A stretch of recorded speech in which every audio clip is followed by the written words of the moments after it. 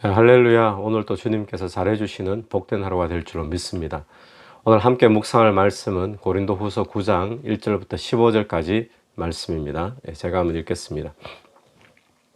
성도를 섬기는 일에 대하여는 내가 너희에게 쓸 필요가 없나니 이는 내가 너희의 원함을 알미라. 내가 너희를 위하여 마게도냐인들에게 아가야에서는 1년 전부터 준비하였다는 것을 자랑하였는데 과연 너희의 열심이 퍽 많은 사람들을 분발하게 하였느니라. 그런데 이 형제들을 보낸 것은 이 일에 너희를 위한 우리의 자랑이 헛되지 않고 내가 말한 것 같이 준비하게 하려 함이라. 혹 마게도냐인들이 나와 함께 가서 너희가 준비하지 아니한 것을 보면 너희는 고사하고 우리가 이 믿던 것에 부끄러움을 당할까 두려워하노라. 그러므로 내가 이 형제들로 먼저 너희에게 가서 너희가 전에 약속한 연보를 미리 준비하게 하도록 권면하는 것이 필요한 줄 생각하였노니 이렇게 준비하여야 참 연보답고 억지가 아니니라. 이것이 곧 적게 심는 자는 적게 거두고 많이 심는 자는 많이 거둔다 하는 말이로다. 각각 그 마음에 정한 대로 할 것이요 인색함으로나 억지로 하지 말지니 하나님은 즐겨내는 자를 사랑하시느니라. 하나님이 능히 이 모든 은혜를 너희에게 넘치게 하시나니 이는 너희로 모든 일에 항상 모든 것이 넉넉하여 모든 착한 일을 넘치게 하게 하려 하심이라. 기록된 바 그가 흩어 가난한 자들에게 주었으니 그의 의가 영원토록 있느니라 함과 같으니라. 심는 자에게 씨와 먹을 양식을 주시는 이가 너희 심을 것을 주사 풍성하게 하시고 너희 의의 열매를 다하게 하시리니 너희가 모든 일에 넉넉하여 너그럽게 연보를 함은 그들이 우리로 말미암아 하나님께 감사하게 하는 것이라. 이 봉사의 직무가 성도들의 부족한 것을 보충할 뿐 아니라 사람들이 하나님께 드리는 많은 감사로 말미암아 넘쳤느니라. 이 직무로 증거를 삼아 너희가 그리스도의 복음을 진실히 믿고 복종하는 것과 그들과 모든 사람을 섬기는 너희의 후한 연보로 말미암아 하나님께 영광을 돌리고 또 그들이 너희를 위하여 간구하며 하나님이 너희에게 주신 지극한 은혜로 말미암아 너희를 사모하느니라. 말할 수 없는 그의 은사로 말미암아 하나님께 감사하노라. 아멘. 오늘 이 본문은 어제 본문에 이어서 고린도 교회가 이 기근과 핍박으로 인해서 궁핍을 경험하고 있는 예루살렘 교회에 헌금하는 이야기가 이어지고 있습니다. 2절에 보니까 바울이 마게도니아 교회에게 이런 말을 했습니다. 마게도니아 교회는 빌립보 또 데살로니가 베레아 지역의 교회이죠. 이 교회에다 뭐라고 말을 했는가 하면 고린도 교회 사람들은 1년 전부터 예루살렘에 보낼 헌금을 지금 준비하고 있다더라. 그러면서 자랑을 합니다. 그래서 이 마게도니아 교인들이 이 이야기를 듣고는 자기들도 도전이 되고 자극이 되어서 더 분발해서 적극적으로 헌금을 했다라는 그 설명을 하고 있습니다. 그래서 바울이 지금 디도와 함께 어제 본문에 보니까 두 명의 형제들 더 붙여서 헌금위원처럼 고린도에 이제 보내게 되는데 그렇게 보내는 이유 중에 하나가 그렇게 1년 전부터 준비되었던 그 헌금이 잘 마무리되어질 수 있도록 도와주기 위해서 이 디도와 또 두 명의 형제들을 고린도에 지금 보내는 것이다. 이제 그런 설명을 오늘 본문에서 하고 있습니다. 그래서 어제 본문과 오늘 본문은 연보에 대한 거, 이제 헌금에 대한 그런 이야기가 이어지는데 특별히 오늘 본문에서는 이 헌금이 어떤 것이냐, 또 헌금은 어떻게 하는 것이 참 연보, 참 헌금다운 것이냐, 이제 그런 부분에 대해서 우리가 배울 수 있고 교훈을 얻을 수 있는 부분이 있습니다. 자, 첫 번째로 우리가 알 수 있는 것은 헌금이라고 하는 것은 어떻게 해야 참 연보가 될 것이냐, 연보, 헌금이라고 보시면 되죠. 이것은 첫 번째는 미리 준비해서 하는 것이어야 된다는 거죠. 그래야지 참 연보답다라고 이야기를 합니다. 5절 말씀 한번 보십시오. 그러므로 내가 이 형제들로 먼저 너희에게 가서 너희가 전에 약속한 연보를 미리 준비하게 하도록 권면하는 것이 필요한 줄 생각하였노니 미리 준비하도록 권면하는 것이 필요하다. 그래서 이렇게 준비하여야 참 연보답고 억지가 아니니라. 준비를 한다는 것은 어떤 의미겠습니까? 이 고린도 교회의 의미에서 보면 예전에 1년 전부터 작정하고 준비했던 거, 그것을 지금 마무리하는 것을 말하겠죠. 미리 작정하고 작정 헌금을 했던 것을 준비해서 이렇게 작정을 이루어 가는 거, 이렇게 볼 수 있고요. 또 하나의 의미로는 헌금을 드릴 때 미리 준비해 와서 드린다, 이런 의미도 볼 수가 있을 것입니다. 제가 기억하는 저희 부모님 세대 또 그 위의 세대의 신앙생활을 하신 분들의 모습을 보면 그때 당시나 한국의 어떤 경제 상황이 참 어려웠던 그런 시대였는데도 불구하고 또 교회에 헌금하고 또 하나님 앞에 헌금을 할 때 참 정성껏 헌금했던 그런 모습들이 있음을 기억하게 됩니다. 그래서 헌금을 아무 돈이나 그냥 지갑에서 꺼내서 드리기보다도 주일날 드릴 헌금을 미리 준비하는데 설날 때 어떤 신권을 바꾸는 것처럼 교회에 헌금하기 위해서 은행 가서 지폐를 신권으로 바꾸는 그런 모습들을 기억하고요. 또 그런 신권을 준비하지 못했을 때는 가지고 있는 지폐를 가지고 다리미로 옷을 다리듯이 주름을 쫙 펴서 그렇게 이제 다리는 모습들도 저희 신앙의 선배들 가운데는 있었던 모습입니다. 그렇게 신권을 준비하고 다린다고 해서 어떤 금액의 가치가 높아지는 것은 아니지만 그렇게 헌금을 마음으로 기쁨으로 정성껏 준비하는 모습이죠. 이런 모습이 참 연보다운 모습이다, 이제 그런 것을 이야기하고 있습니다. 저와 여러분이 또 매주 헌금을 하고 하는데 선교 헌금도 하고 하는데 그런 헌금들 마음으로 잘 준비해서 그렇게 드릴 수 있게 되길 바랍니다. 두 번째로 헌금에 대해서 배우는 것은 바울이 이 헌금을 이야기하면서 헌금을 마치 농부가 밭에다 씨를 뿌려서 심는 그 심고 거두는 것으로 헌금을 지금 비유를 하고 있다는 것입니다. 6절을 보십시오. 이것이 곧 적게 심는 자는 적게 거두고 많이 심는 자는 많이 거둔다 하는 말이로다. 적게 심고 많이 심고라는 이야기가 나왔는데 헌금은 중요한 것이 금액이 적으냐 금액이 많으냐 이것은 결코 중요하지 않습니다. 어떤 사람에게는 작은 과부의 2렙돈도 그 사람에게는 큰 금액이 될 수 있는 거죠. 그러나 부자인 사람에게는 큰 어마어마한 돈도 그 사람에게는 그냥 작은 돈이 될 수도 있는 거기 때문에 또 주님께서 그렇게 과부의 2렙돈, 일반적으로 사람들이 보기에는 결코 큰 금액이 아니지 않습니까? 굉장히 작은 단위의 금액인데 그러나 과부의 2렙돈을 주님께서는 그렇게 귀하게 보시고 받으셨던 것처럼 금액이 많고 적음이 아니라 내가 하나님 앞에 얼마나 정성껏 마음의 중심으로 이제 헌금을 하느냐, 그런 것이 중요하다라는 것을 보게 됩니다. 그런 의미에서 6절을 적게 심고 적게 거두고 많이 심고 그런 관점에서 우리가 적고 많고를 봐야 되는데 근데 여기서 이 초점은 심는 것에 지금 헌금을 비유했다는 겁니다. 그리고 심고는 또 거둔다라는 것이죠. 여러분, 씨를 뿌리는 농부가 씨를 뿌리면서 아깝다고 생각하면서 뿌릴까요? 또 씨를 뿌리면서 이 씨를 땅에다가 지금 버린다. 이 씨를 가지고 익혀가지고 먹으면 충분히 우리 가족이 먹을 수 있는데 내가 지금 이 씨를 뿌린다. 그렇게 하지 않잖아요. 종자 씨앗이 있으면 아무리 보릿고개를 넘어가고 먹을 것이 없어도 그 종자 씨앗은 가지고 있지 않습니까? 먹지 않고. 왜냐하면 씨를 뿌려야 또 그 다음 해에 먹을 것을 거둘 수가 있기 때문에 그런 것이죠. 그런 것처럼 씨를 뿌릴 때 심는다고 생각하지 그것을 아깝다라든지 버린다라든지 손해본다 이렇게 생각하는 농부는 아무도 없는 것입니다. 앞으로 열매로 거둘 것이기 때문에 그런 생각을 하는 것이죠. 그렇기 때문에 헌금이 그런 것이기 때문에 그럼 헌금을 할 때 어떻게 해야 되느냐, 아깝다라든지 또 인색하게 드린다든지 그렇게 하지 말고 즐겨내는 것, 그것이 헌금을 드리는 올바른 모습이라는 겁니다. 왜냐하면 하나님이 즐겨내는 자를 사랑하실 뿐만 아니라 또 헌금을 하는 것은 버리는 것이 아니고 손해보는 것이 아니라 앞으로 열매로 거둘 것이기 때문에 즐겨내야 된다는 것입니다. 그래서 6절, 7절 말씀 보시면 각각 그 마음에 정한 대로 할 것이요 인색함으로나 억지로 하지 말지니 하나님은 즐겨내는 자를 사랑하시느니라.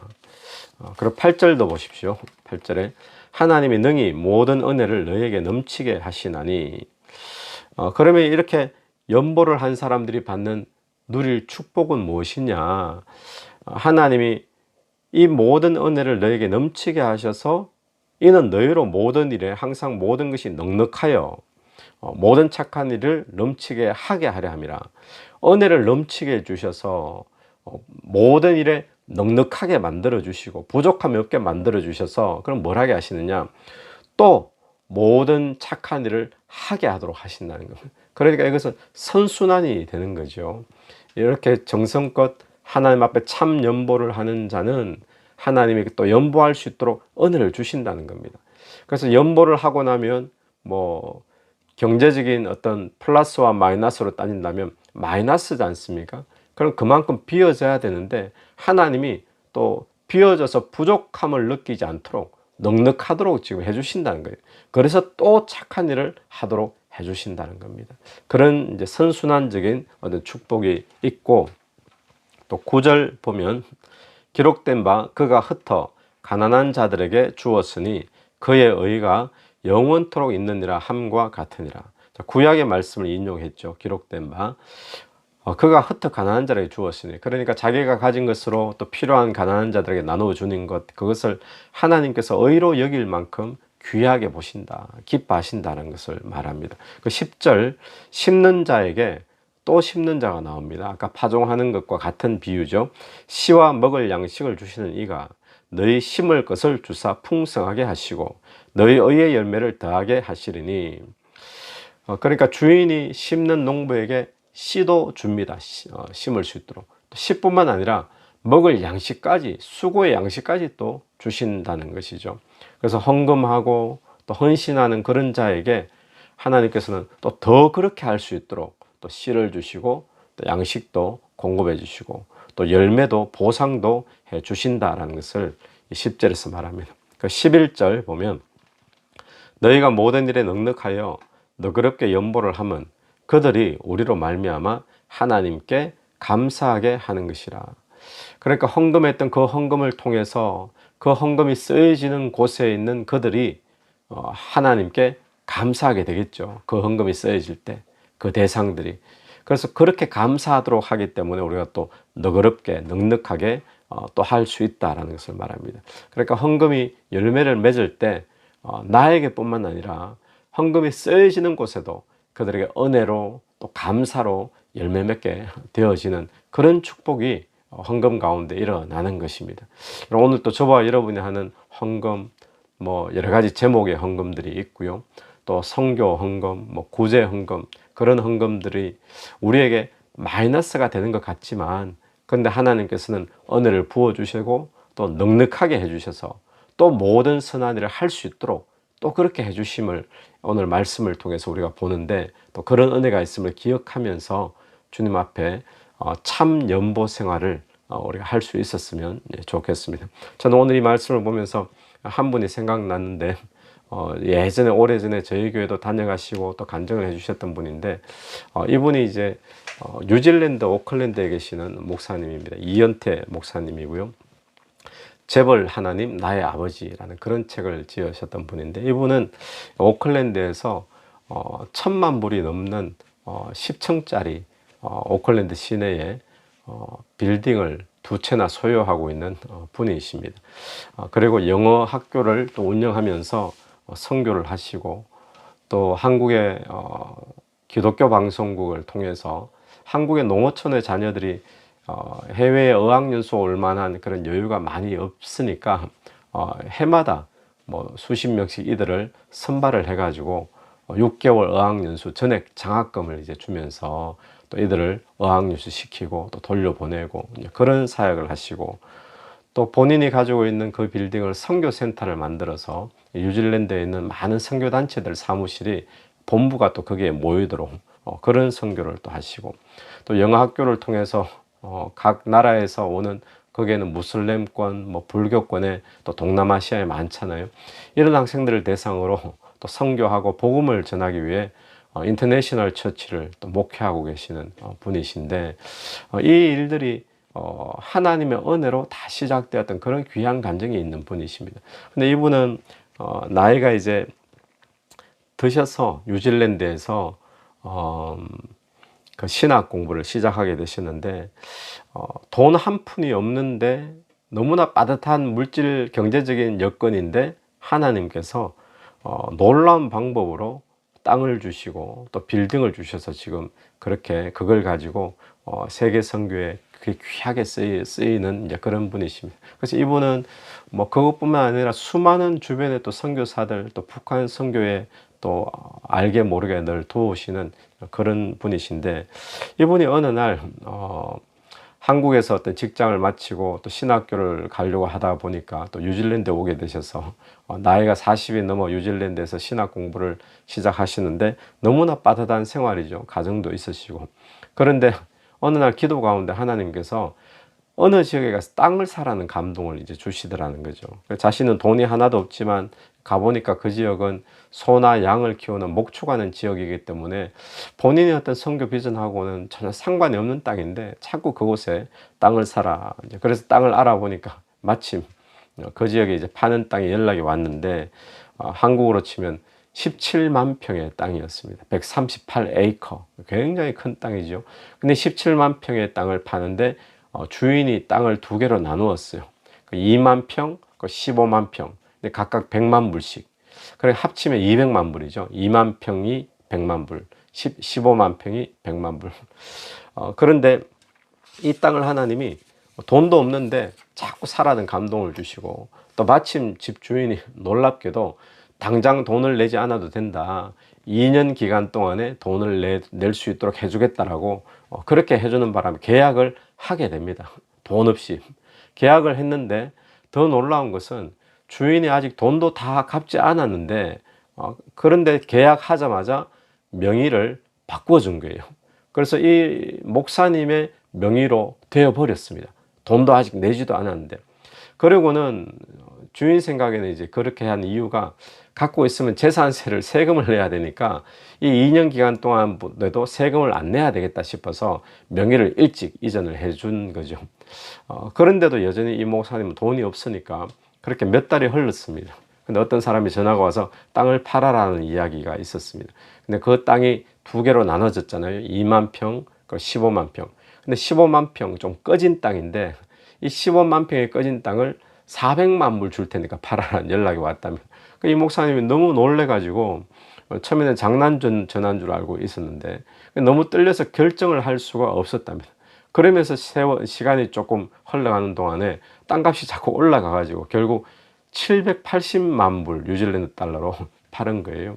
그러니까 전체가 100만 불짜리 땅인데 그 두 개니까 합치면 200만 불이잖아요. 그 중에 하나니까 100만 불짜리인데 이게 780만 불에 팔렸으니까 전체 땅값 200만 불을 갚고도 지금 580만 불이 남는 거예요. 그리고 또 이제 2만 평의 땅은 또 남아 있고 그런 이제 일이 일어났습니다. 그러고 난 뒤에 이제 또 그것으로 가지고 또 빌딩도 또 중심가에 나와서 구입을 할 수 있게 하나님 은혜로 아주 싼 값에 빌딩에 세가 나가지 않아서 아주 싼 값에 구입하고, 또 구입하고 얼마 되지 않아서 또 세는 또 다 나가게 되어지고, 또 영어 학교도 인수하게 되고 이러면서 하나님 나라에 크게 선교로 쓰임받는 분인데, 물질적인 축복을 받다 보니까 많은 사람들이 부러워하죠. 많은 사람들이 나도 저렇게 물질적인 축복 받아서 선교하고 싶다라는 생각이 있는데, 근데 이분의 간증을 들어보면 이렇게 하나님이 주신 그런 과정들이 있습니다. 어느 날 갑자기 그렇게 하나님 하시지 않고 이분이 과연 그런 믿음의 그릇이 있는지 그렇게 보시는 것이죠.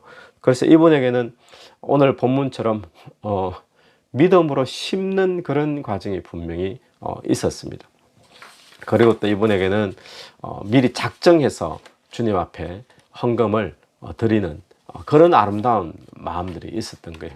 어떤 일이 있었는가 하면, 이분이 뉴질랜드에서 늦은 나이에 신학교를 다니고 빠듯하게 살고 있는데 본인이 다니고 있던 그 뉴질랜드 현지 키위 교회에 어느 인도에서 오신 선교사님이 간증 또 선교 보고를 하는 시간이 있었답니다. 근데 선교 보고와 간증을 하면서 지금 본인이 하고 있는 이런 귀한 사역들이 있는데 차가 필요하다. 근데 찝차가 23대가 필요하다라고 이야기를 하더랍니다. 그런데 뉴질랜드 교회에서 뭐 누가 23대를 또 해줄 수가 있겠습니까? 예, 그런데 이 목사님 마음 가운데 그런 마음이 들더래요. 주님, 제가 가진 것은 없지만 저곳에 필요한 찝차를 꼭 보내고 싶습니다. 제가 10대는 보낼 수 있도록 해 주십시오.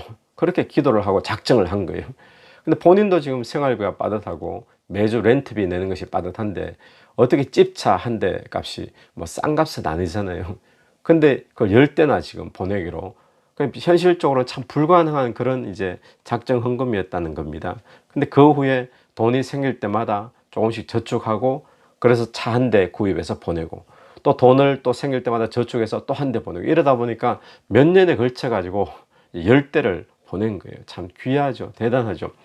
그런 일이 있고 난 뒤에 나중에 이제 하나님이 꿈을 주시고 선교에 대한 비전을 주시는데 또 기도 가운데 여기에 땅을 사야 된다. 강권적으로 돈도 없는데 자꾸 땅 사야 된다라고 감동을 주시고 말씀을 주셔서 땅을 사고 또 빌딩을 지금 이 빌딩 얼마에 사야 된다. 또 말씀하셔서 사고 나니까 또 그렇게 또 가치가 뛰어오르고 그리고 옆에 있는 빌딩 하나 더 주시고 이러면서 하나님 나라의 선교 위에 참 귀하게 헌신되어 쓰임받는 목사님을 보게 됩니다. 그래서 그 목사님의 모습을 보면 하나님 앞에 헌금했던 그 차량 10대의 헌금 이런 헌금들이 결국에는 심는 것이 되어져서 나중에 더 크게 하나님 나라 위에 경제적으로 쓰임받을 수 있도록 하나님이 더 넉넉하게 해주시고 은혜를 베풀어 주시는 많이 거두게 해주시는 그런 역사의 어떤 좋은 예가 아닌가 그런 생각이 되어지고 또 헌금은 준비하는 것이라 그랬는데 이분이 작정했던 것 본인도 참 힘들지만 하나님 앞에 작정했던 것을 잘 준비해서 10대 몇 년에 걸쳐서 차량 10대를 그렇게 선교지에 보냈던 것. 또 그 후에 또 필요한 선교지에 또 15만 불을 또 헌금으로 보낸 그런 사건들도 있습니다.